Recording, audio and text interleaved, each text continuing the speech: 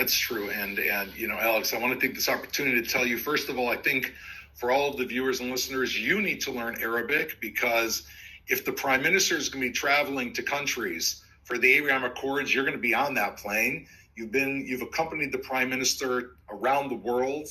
over the last few years. And I think, in all seriousness, Alex, that JNS, and one of the good things that came out of these last 2 years is actually what you've done with JNS, and providing really this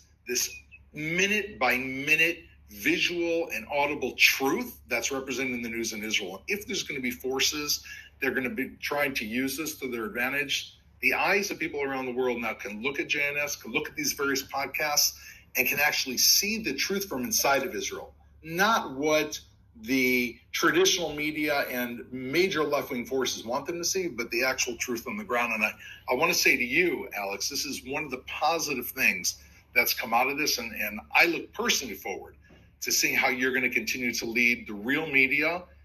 in the coming years, and with all the challenges, and presenting the truth to the world. Well, Doron, perhaps like the prime minister didn't expect the president to call for a pardon from the Knesset floor, I didn't expect you to make the pitch for JNS,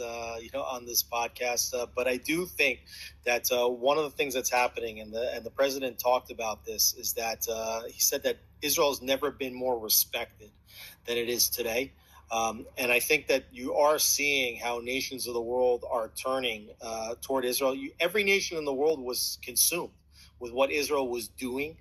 during this war, and considering how the president talked about Israel just being a tiny little speck, not only on the map of the world, but even on the map only of the Middle East, just a tiny speck. And the entire world cares so much about what's going on over here that ultimately you do need to have very reliable sources of information.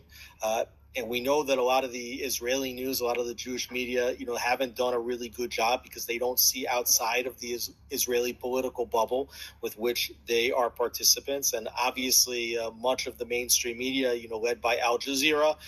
but certainly we know the other players, the New York Times and the AP and Reuters and the BBC and others,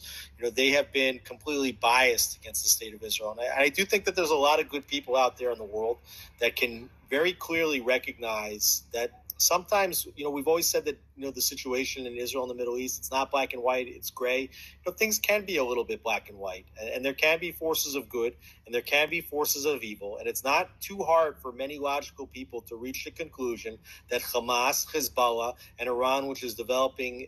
illicit nuclear weapons, is on the side of evil in this battle, and that the state of Israel, which is